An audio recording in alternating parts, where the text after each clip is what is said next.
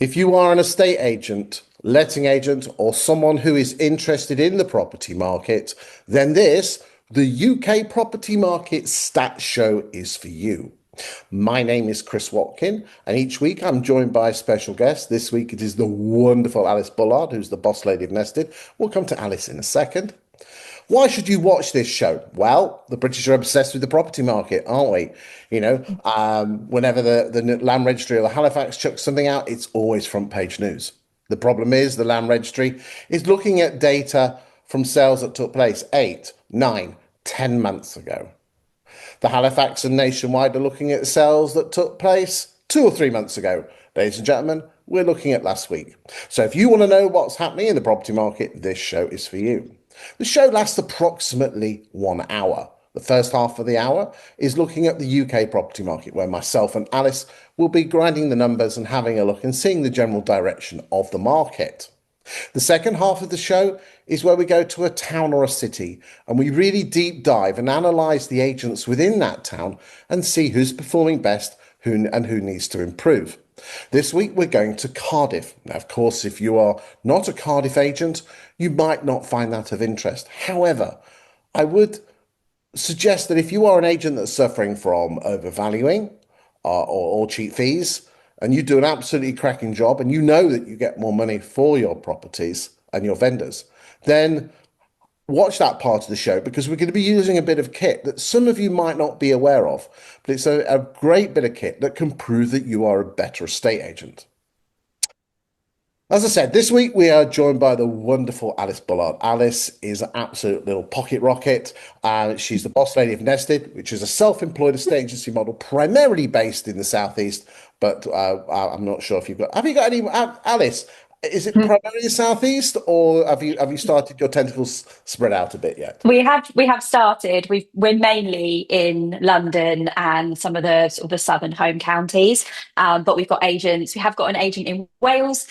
We've got a few agents up in Scotland, and we've got quite a few in the north of England now as well. So we're gradually spreading ourselves out. Well, Alice is an absolute star person, really great insight, and we'll be learning a lot from her. We're looking at week 43 of the year, which is, let me just pull up the calendar, which is Monday the 27th all the way through to include Sunday the 2nd of November. For the last 2 weeks we haven't had a show because even the property statisticians deserves the wrong word, a holiday. So there was 2 weeks missed of the show, although last week we did punch out the graphs on Property Industry Eye, because I was able to come back Wednesday night and whip those graphs out. But we've missed 2 weeks, so apologies for anyone that missed the show there. But we will mainly look at week 43, ladies and gentlemen. We'll have a little sneak at the other 2 weeks, just see the general trend.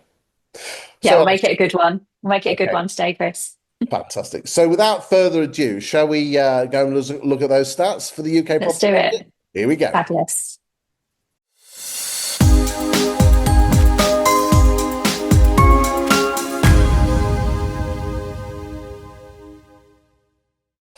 Okay, Alice, so you should be able to see the graphs on the screen. Can you just confirm that? Excellent. Yep, confirmed. So the way we work this, ladies and gentlemen, if you've not watched the show before, is that we do it in natural progression, starting with listings. And I will just go through the numbers, and then Alice and I will chew the fat and just see how we get on. So, with regard to the number of listings this week, we put onto the market 27,530. Okay, the average price of a property coming on the market is 398,200. Year to date, we're on 1.532 million properties, which is 9.1% higher than the 9-year average, and it is 8.6% ahead of the 17, 18, and 19 average, and 1.5% ahead of last year. So, and again, let's just have a look. The white line is our 2025 figure, and you can see here that this is going in a downward direction. Thoughts, Alice? Yeah, I think there's several things we can unpack here. I mean, look, we haven't, let's talk about the elephant in the room. We haven't necessarily seen that sort of big September bounce that we were hoping for, or maybe we expected, depending on obviously whereabouts you are in the Because UK. we had, But we, yeah, we had it last year, didn't we? That yeah, turquoise line. No, yeah, that's right. oh no, that was 18. So we had a The go on. the dark blue line, and look, the dark blue line is ahead of this year. But remember in 2024 in August we had that big announcement at the Bank of England lowering the base rate for the interest rate from 5.25% down to 5. So I think we had a really big September bounce last year. So we're kind of comparing it to what was quite a big year for a bounce. But we maybe haven't seen as many instructions come into the market as we're hoping to. But I think there's some really good reasonings for that. And obviously, we've got the budget coming up this month in November, only a few weeks away. So I think that we've probably seen a lot of sellers maybe. I did see one industry press articles that said, "Oh, people getting the jitters." I don't think it's the jitters. I just think it's a case of let's wait and see what happens. It's only a few weeks away, so I think that's kind of probably been the reason we've maybe not seen as big a bounce as we were maybe hoping for. Well, here's a graph here which shows the average, the average price of a property coming on the market. That's the red line. Mm. And you Hmm. can see there has been a slippage from an average of around 470 down to 400. And this week, as I said, it was 398. So again, you might say, well, that means posher houses are hanging on, not putting their houses on the market. But if you actually look at that graph, they're Mm. almost identical. Is that the yellow, Mm. just so you're aware, ladies and gentlemen, the yellow parts, that is that is 5,000 properties in W postcode and SW postcode coming on the market in a 2 week period in the first 2 weeks of September. Isn't it amazing that just 5,000 homes can make that much difference? Because what happens is Yeah. in the summer, and we've seen this most in the show, in the summer, London switches off, which means the average drops, and you can see it, it Hmm. drops. They're almost identical. And this is, I was talking to at the EA Masters yesterday, and we put some graphs on the screen, and I said the property market is very, very predictable. Yeah. Very predictable. You know when those kind of big bounces are going to be. You know where that line. I mean, we can see the line. It's following the similar trend to every single year that we've had previously, right? and this is the listings, is that Yeah.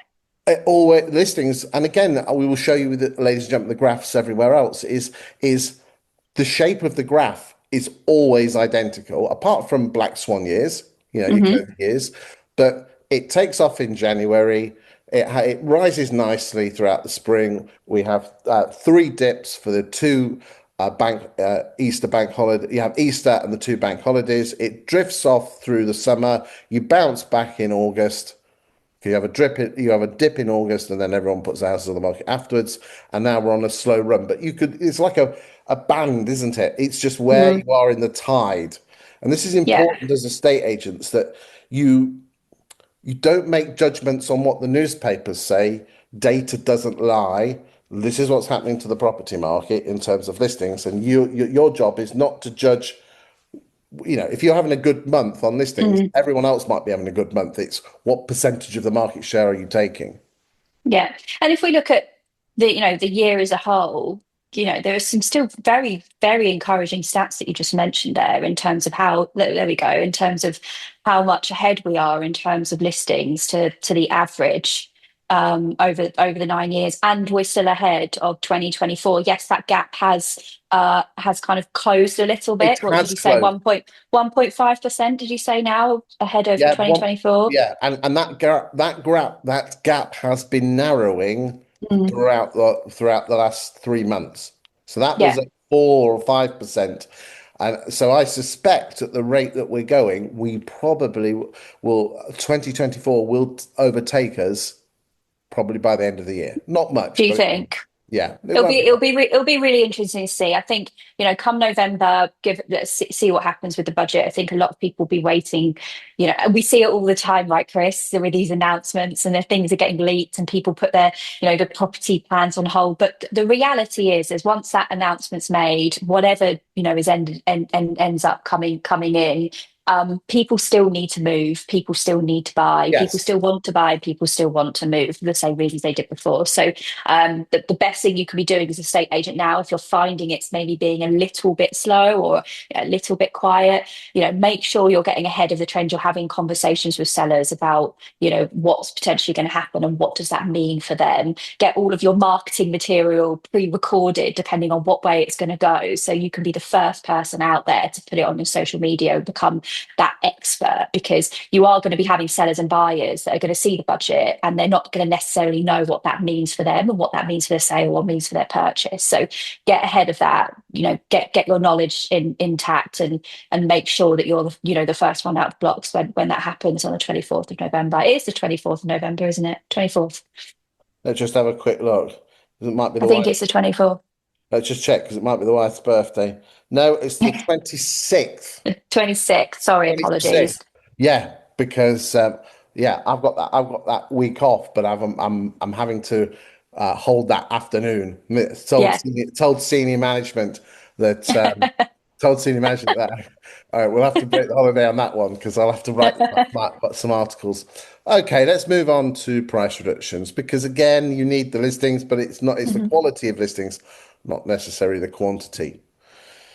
Price reductions at 18,289. With regard to what does that represent in terms of the number of properties for sale, the data only came through this morning with regard to the number of properties for sale. Mhm. And it is almost identical to what it was at the back end of. I'm just pulling the data up now. Come on, Chris, where is it? Here we go. The number of properties that were for sale at the end of September going into October was 751,000. Evidence, I think, is if memory serves me well, it's around 760. So it's not hugely different. So Mhm. therefore, in terms of the percentage of houses that we're reducing, we're going to probably end up. This was September's numbers. We're waiting for October's numbers. That number is going to probably slip down.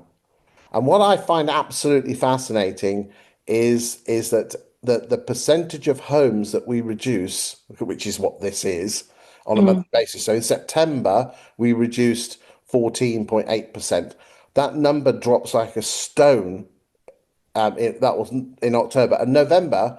Probably you can see by the stats here, we're only Yeah. reducing 6 or 7% of the houses we list. I just think that's a massive opportunity missed by the industry that we don't reduce prices in November and December. Whether is that because vendors are not prone to it, or we just scared, or do we don't want to lose the listing?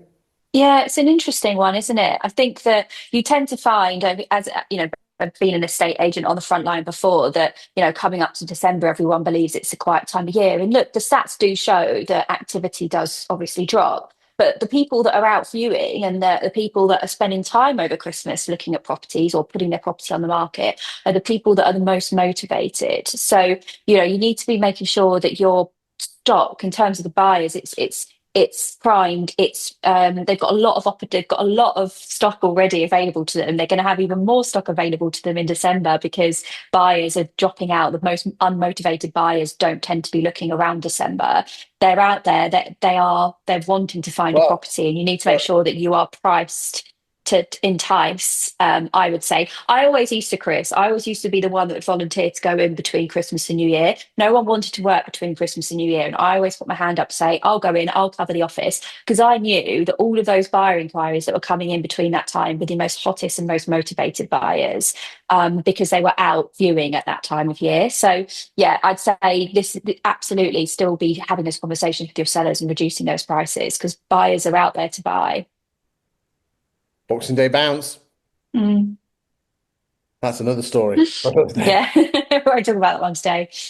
Right then, let's look at the number of sales agreed. Right. Now, this is an interesting stat, ladies and gentlemen.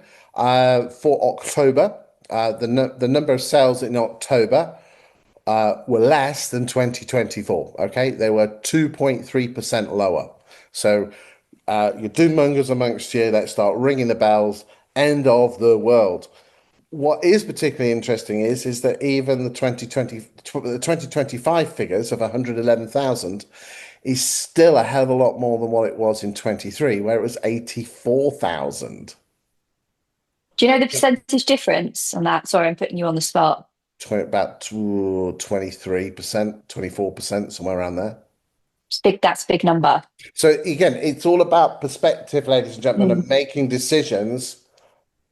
decisions on the longer term picture. You know, look at this graph here, okay?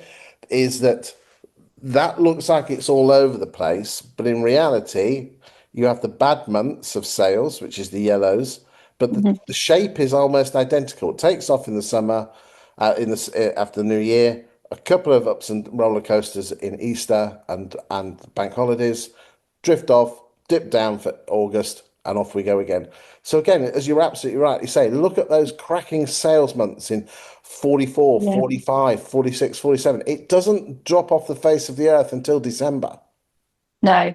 Chris, you mentioned in the graph that looks similar to this for gross properties onto market. You think that in 2024 will be slightly ahead than 2025 in terms of new listings.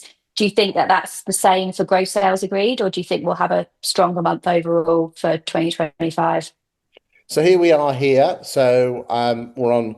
I'll just pull up my stats here. So for gross sales, we're on 1,116,000. So at the moment, we're 4.2% ahead of last year, and we're Mhm. 12.5% ahead. And this is year to date, not October. And the numbers I've just mentioned were October in a standalone. That 4.2% gap between 2025, which is the yellow, and the first turquoise above it, that gap has been narrowing. So that if you roll Mm. the clock back, you roll the clock back a couple of months, top of my head, that was around 6 or 7%. So therefore, the gap has been narrowing. The gap has been narrowing, but not to the extent that it's end of the world. So I still think we'll end up.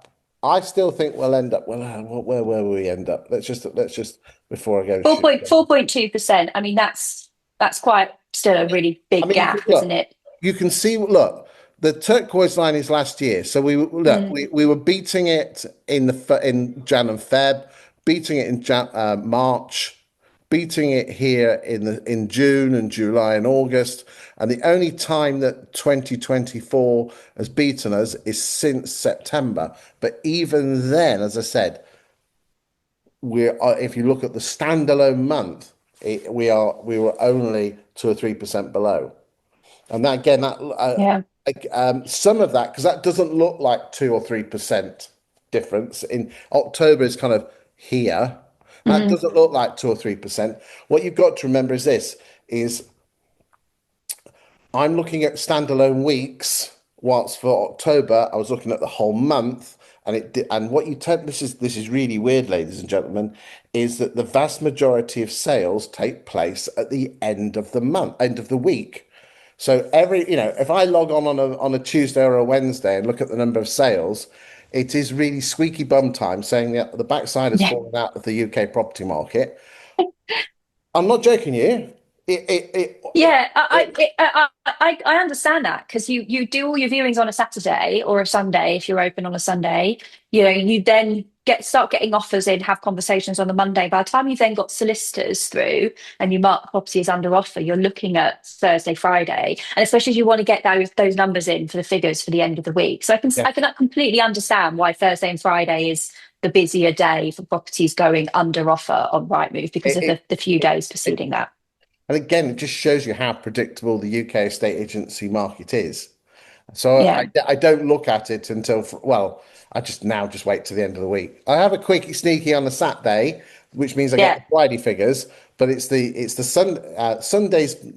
This is interesting. Only number of properties that go sale agreed normally on a Sunday is about 900 on that day, but Mhm. the other 2 or 3 days is like 7 or 8,000.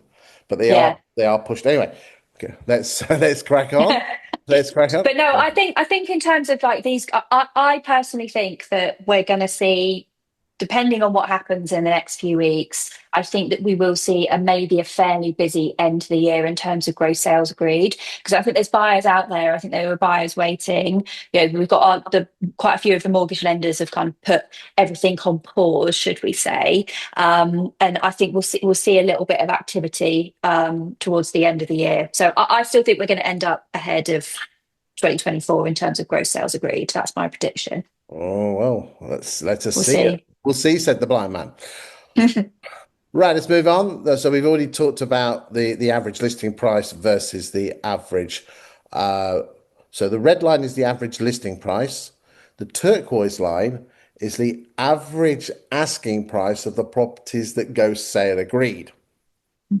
So we don't know what they've sold for yet, but what I tell you what we do know, and we say this on the show every week, is that apart from the COVID years, on average, the price achieved is between 0.9 and 1.3% below the final asking price of when it went sale agreed, not the original asking price, the final. And that is a great tip for you, ladies and gentlemen. If you ever need,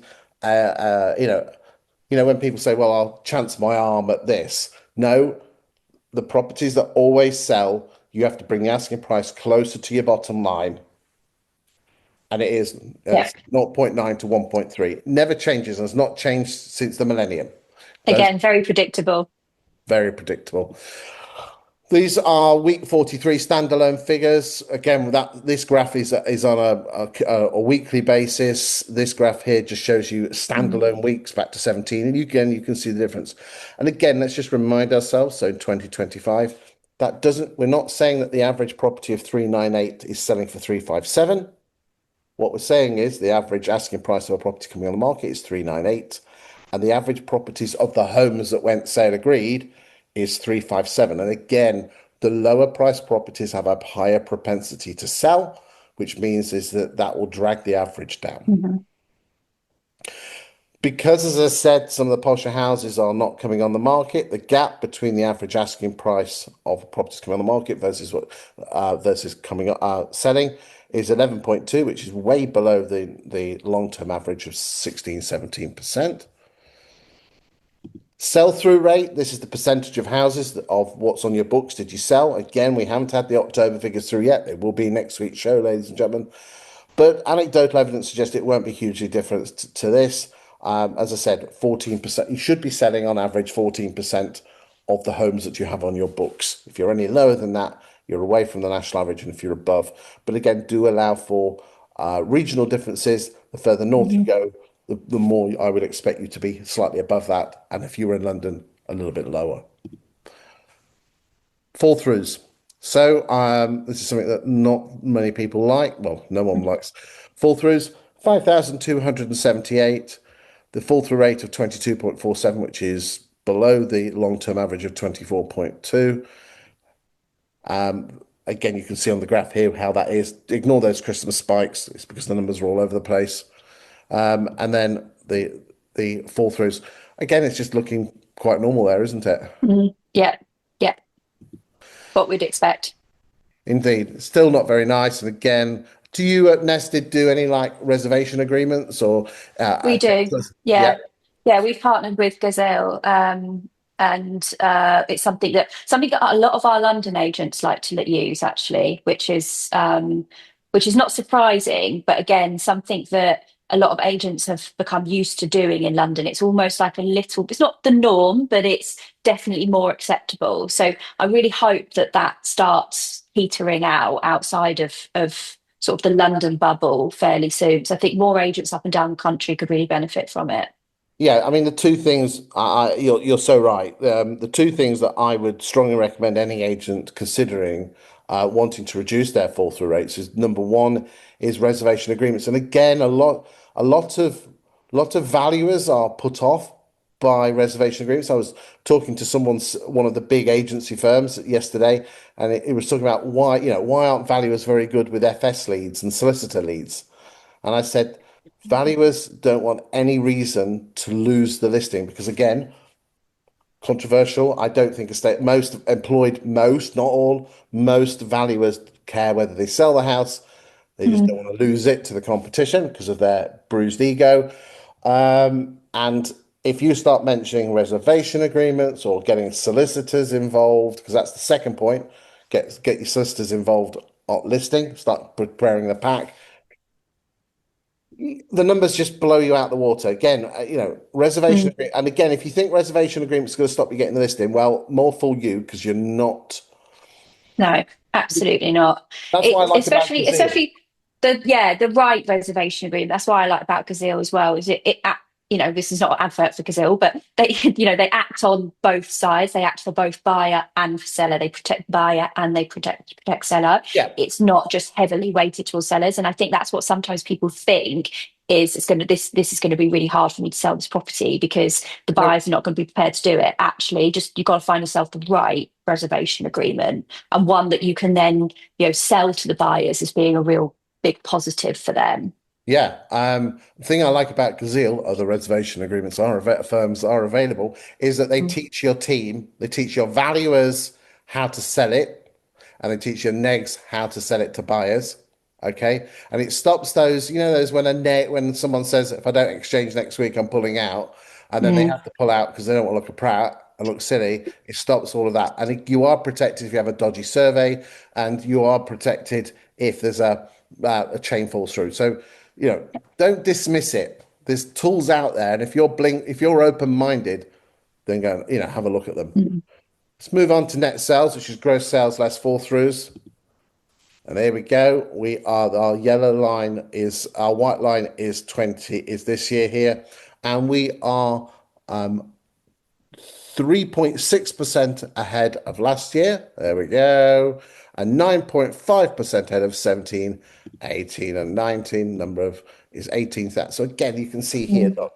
that, we are last year, we're 1,200 less than 2024. However, look, we're 3,000 more than 23, and we are 7,000 more than 2022. So everything in context, ladies and gentlemen. Thoughts Yeah. on sales? Look, really positive numbers, right? We've been talking about this for almost the whole year, but 2025 has been a really good one. And look, yes, it's slightly below 2024 at the moment in terms of how we're tracking, but still ahead. So as in month on month, if we're comparing currently right now to what currently was happening in this time in 2024. But actually overall, as you said, a really strong figure, more than 3%. What did you say? 3 point how 2.3 much gross for growth. Oh, sorry, on this one, uh, ahead in terms of 3.6% year to what we date. were, yeah, in terms of what we were ahead of in terms of 2024, like it's still a very, very positive scene out there. So again, the best thing you can be doing if you are finding that actually maybe it's not as busy or buyers are not committing as you would want them to at this time of year, I think the landscape will change and the conversations will change over the coming weeks. And you need to make sure that you're ahead of the curve and really fully understanding what the budget means for sellers in a both positive way and for the buyers in a positive way as well. But yeah, I think overall some strong numbers here for the year. Excellent. Couple of extra bonus graphs, gross sales as a percentage of listings and price changes as a percentage of listings. We normally have some more graphs, but as I said, the data only came through this morning and I haven't had time to do the graphs.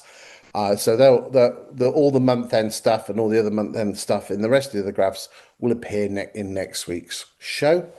Okay, without further anything you want to say now, or you can save it to the end, or Let's save it to the end. Let's head off to Cardiff. okay, without further ado, ladies and gentlemen, let's go to Cardiff.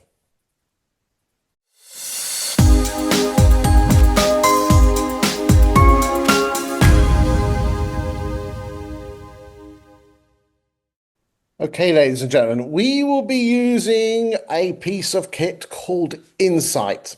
Insight is a platform from 20EA.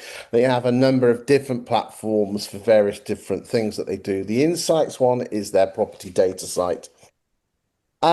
What is Insight? Insight is a bit like Rightmove Plus, ladies and gentlemen, but it's like Rightmove Plus on steroids. Mhm. It looks at the last 5 years plus the year that we're in, so it goes back further, and there's a lot of data. They get their data from the portals, and they get them from your websites, clean it all up, and put it in. Is it perfect? Well, I've cross-referenced it against some of my clients and some of the bigger agents because they're public firms, and I would say it's probably about 98, 99% pretty spot on. And an awful lot of people use this as the beacon of truth. If you do have any issues with the stats, ladies and gentlemen, obviously contact 20EA Direct. The platform itself is given to me free of charge, and I will declare that. I've not been paid by 20EA to promote this, although I'm a massive fanboy of it. And if you are interested in it, don't mention my name because, as I said, I'm not on commission. The platform itself is available in various different guises. There is a free version that you can apply for, which gives you the data for the last 3 months. Then there is the next tier up is where you have, I believe, 10 postcodes.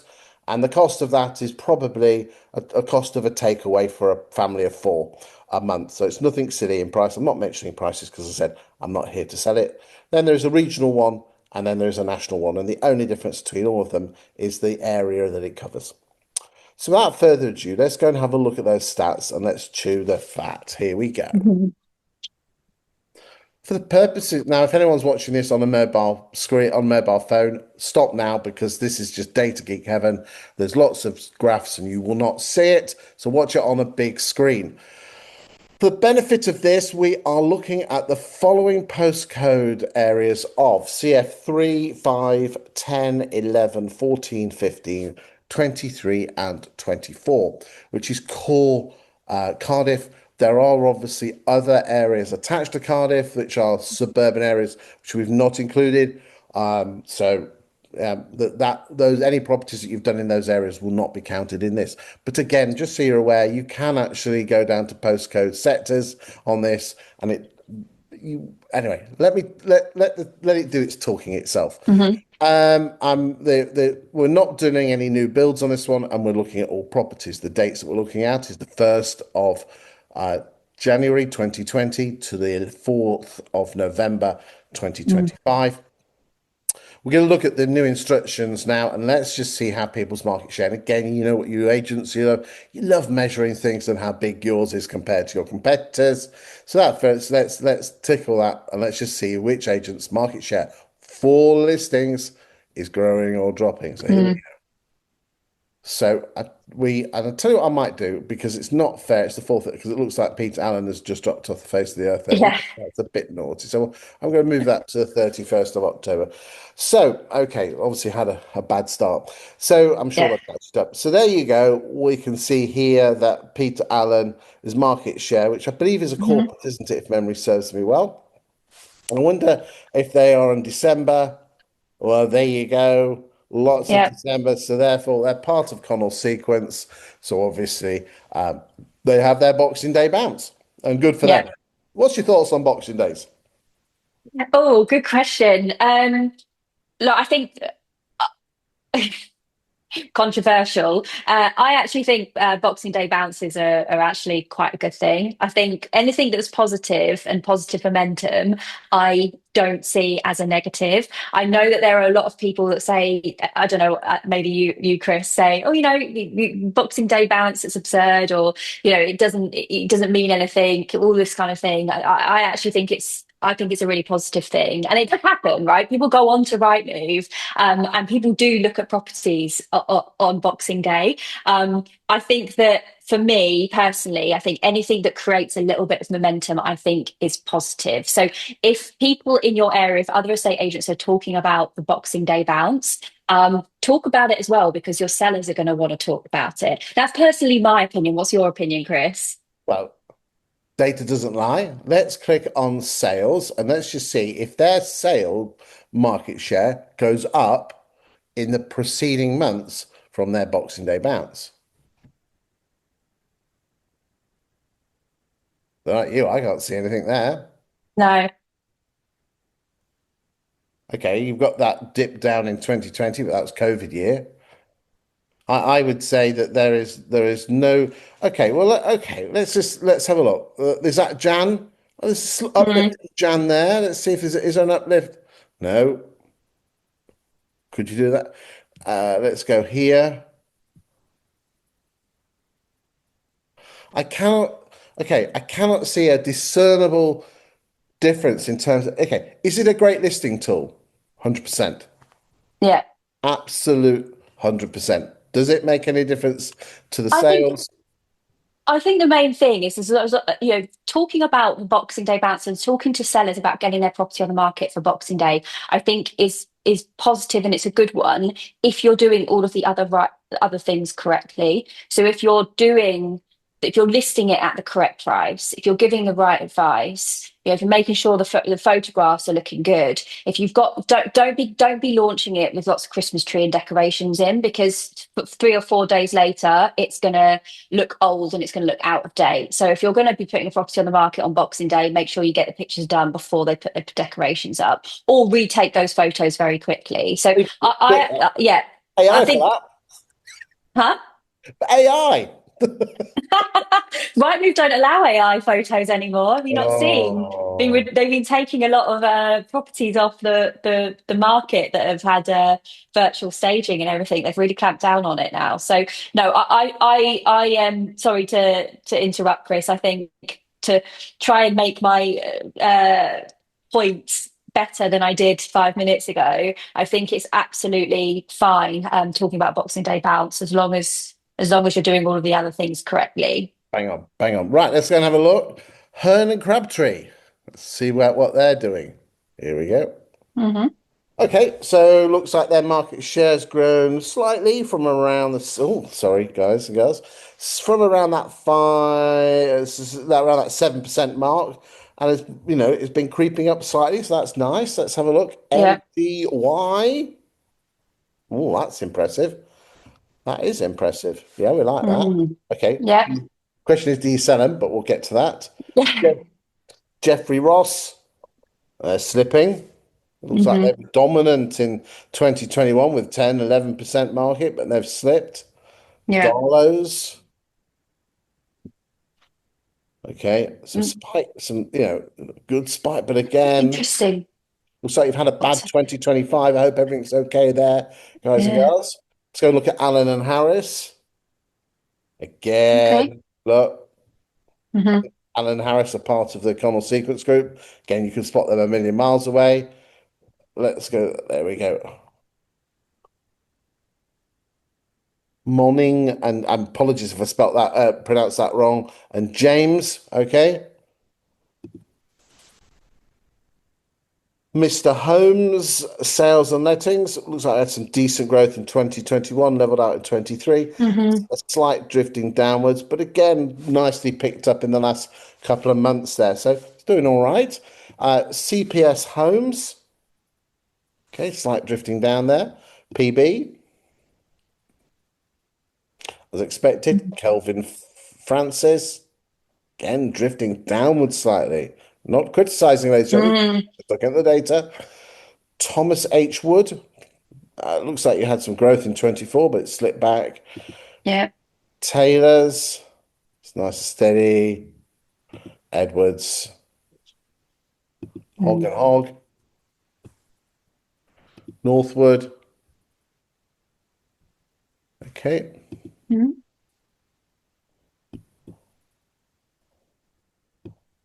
Martin & Co. Growth, okay. Chambers and Tatum's, okay. Right, and okay. Mm. Let's now go and look at So sales. sorry, remind me, Chris, who are the top three? Peter Allen, Hearn, Crabtree, and GY. Okay. So what we'll just briefly do is let's just have a quick look and see if there's an upper quartile market. Okay, let's pull that in now. Let's have a look. So 43,000. So I'm gonna go 750. Let's see who the big agents are in the posh end. That's quite rare that Peter Allen. Oh, here we are. Jeffrey Ross Okay. seems to be the agent of choice there in the posh. Hmm. Savills not.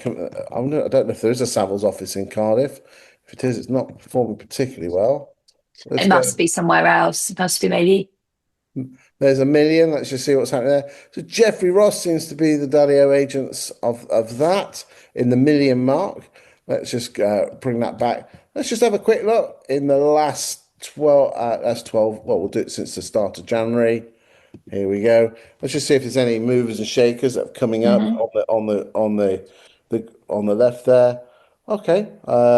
This is. Oh, there we go. So that seems to be Yeah. okay. No, nothing up there that's No, screaming at me. Let's move on. Let's move on this to is the interesting part. This is the bit that I like. this is very very interesting. Okay, so we're looking at between the 1st of January 2025 and yesterday, 4th of November. Mhm. We're looking at agents are going to be focused primarily on this new instructions and new instruction market share, NI market share, and sale subject to contract subject and percentage. I want you to totally ignore those. I know you're Mm. really interested in that, the Cardiff agents, but I want you to ignore it. I want you to look very, very specifically at these four columns, exchanged and withdrawn. Okay. And if you add up the exchange percentage and the withdrawn percentage, you will notice in each line it adds up to 100. And Yeah. that's because, and again, I know you know this, Alice, but this is for anyone that's not watched the show. A property only leaves an estate agent's books if she exchanges or she withdraws. And in this instance, this I think is the most important metric as an estate agent is how many homes of the homes you listed did you actually sell and help the homeowner move and you get paid? And it all Mhm. comes down to this particular column here. Did you sell the house or not? So Yeah. let's have a look. We've got Peter Allen at 57, Hernan Crabtree at 80.7, MGY at 70, Allen and Harris at 57, Jeffrey Ross at 67, Darlow's 43, Mhm. Monning James 64, Mr. Holmes Sales and Lettings at 77, and CPS Homes at 73, and Thomas Woods at 68, Taylor's at 41. So the average in Cardiff is 62. So in That's the high. that is high because the national Yeah. average is 52, 53. So 62% of the homes that have left estate agents' books in Cardiff have exchange contracts. Homeowners Hmm. moved, you've been paid. So if you are below that figure, that means that you are a below average Cardiff agent. And there are some exceptional numbers in there. The things that There scream are. at me, Mr. Holmes at sales and lettings at 77.7 and Hernan Crabtree at 80. Mm. And this is the bit that I think is absolutely fascinating is the devil is always in the detail. And this is where, again, you can use data to your advantage, fellow agents, to win you the listing because we're all being hit at with cheap fees and overvaluing. But let's use Mr. Holmes for example. Mm. Okay, so I'm going to put 77.78, and let's just imagine that they were up against Darlow's. I'm not picking on you, Darlow's. I'm just highlighting this point. Harlow's are at Mm. 43, okay? So that's 43.29, right? Which means that if Mr. Holmes is up against Darlow's, he or the valuer is going out says you have a 79.6% greater chance of getting you moved. Mm. Yeah. And That, also, the that's powerful people, stuff, isn't it? it's really powerful. And most importantly, as well, it's for the agent themselves, they're going to be earning more money because they are selling. That's where you get paid, right? You get paid on exchange and completion. So as an agent, you are getting paid more by having those higher numbers and actually selling the stock. And we've spoken about it loads of times before, Chris. I know you're a big fan of the pie graphs, but that's why the market share, pie graphs from Rightmove, that's why that doesn't matter. That does not matter because this is the stuff that matters. How much actual stock. Yes, getting properties on is important, but it's getting the right properties on for the right price. Some really impressive numbers. Hern and Crabtree there let's round it up to 81%. That's incredible and really powerful. Uh, but yeah, let's know Mr. Holmes and CPS that they're in the 70s, and also Hog and Hog. Mm, We'll just have a just have just sort of basis of what's happening with all the other agents. Some 70s in there, so that's really well done. There's another 80s in there and 85. So well done, everyone. Let's just have a quick mm, look at fall through rates. So the average is 24.9. Have we got any big numbers here? So Herne and Crabtree at 20, that's nice. Again, if you've got a yeah. low fall through rate, you're not going to have so many withdrawn. Are we got any Hmm. high ones? Darlow's at Darlow's. 31. Okay. It Let's look at matches up. price changes. So Peter Allen, look, 50, I say the average number of properties being, here we are, 43, but there's some big Hmm. numbers here, 63 and 60. And so what's that telling me and tailors? So again, not criticizing, but all the corporates are doing more price reductions. So does that mean they're better at price reducing, or does it mean they're overvaluing? We will look at that Mm. in the next slide. Okay. But there's some, that's price change, that's look, Herne and Crabtree only, massive, great. If there's something that says to you, price it right. Yeah. 25 point. That's this one here. 25.78% of the homes that Herne and Crabtree put on the market, they reduce, which means I bet you they're doing it. They're pricing the properties correctly, which means Hmm. they don't. Because again, let's just remind ourselves of some really important stats. Is that 48% of sales take place in the first 4 weeks. Yeah. And if a sale takes less than 25 days to achieve, the chances of that sale making it to exchange, 19 out of 20. If a Hmm. sale takes over 100 days to achieve a sale, the chances of that sale subsequently making it to to exchange goes down Mm. from 19 out of 20 to 11 out of 20. It's a big drop, isn't it? It's a Yeah. massive drop.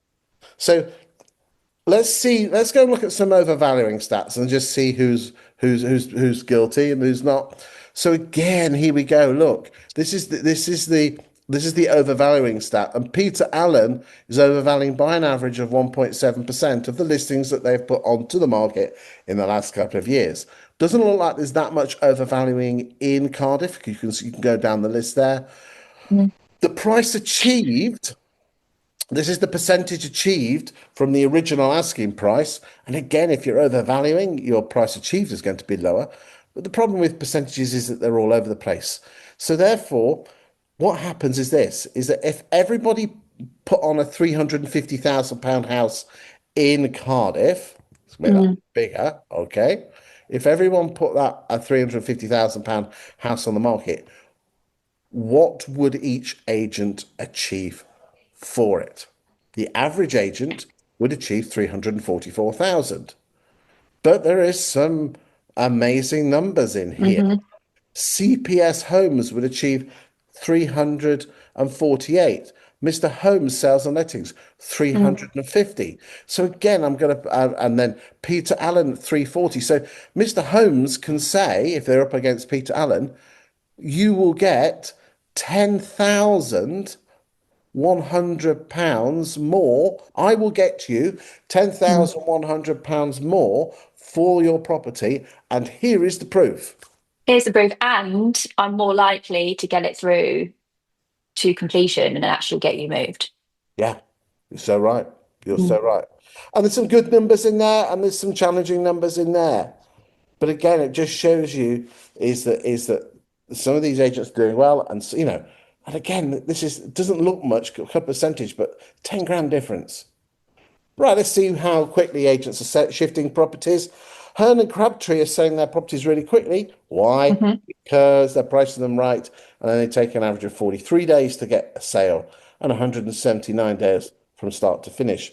Thomas Wood, 66 days, and Mr. Holmes at 64 days. Darlow's 100 days.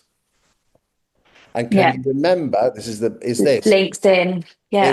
is that their fall through rate is high because properties that take more than 100 days to sell, their fall through rate is huge. Okay, so that's what that's telling me there. Let's just go and have a quick look at the lettings market. Oh, the average time it takes to sell a house at the moment, 72 days. What was it last year? Wait for Mhm. it. Did it come in? 67, 70. There we go. 70. There we go. Okay, let's go look at the lettings market. And immediately I can see that this is the student market. Hmm. Yeah. Okay. Yeah. So what you find with student lettings is we always have the spikes in October or November, depending on the city. This looks like that this is. So who have we got here then? So this CPS. So that's telling me that CPS are very strong on student And let, student, yeah. but then their professionals are just nicely rocking and rolling around that 5% mark. So it looks like CPS homes are the daddies and the mummies of Hmm. things. Let's go look at Jeffrey Ross and let's look at open rent. Ladies and gentlemen, 51.2% of open rents properties that have come on the market in the last 12 months were previously on the market with a high street agent. Yeah. Yeah. You know, isn't it scary that everyone was It's running around like headless chickens about purple bricks when in reality the biggest problem is open rent? open rent, yeah. We'll just It's proving your worth as a lettings agent. You really do have to. And look, we've had all the reforms take place recently. This is your chance to really be that sort of go-to lettings person in your area, because otherwise, people, landlords will look and turn to companies like Open Rent to do it themselves if you're not proving the value. so right again. MGY they need more professional because their Mm, market share drops because everyone's students goes up. Morning, James. There you go. Student lets. Woo, there we go. mm,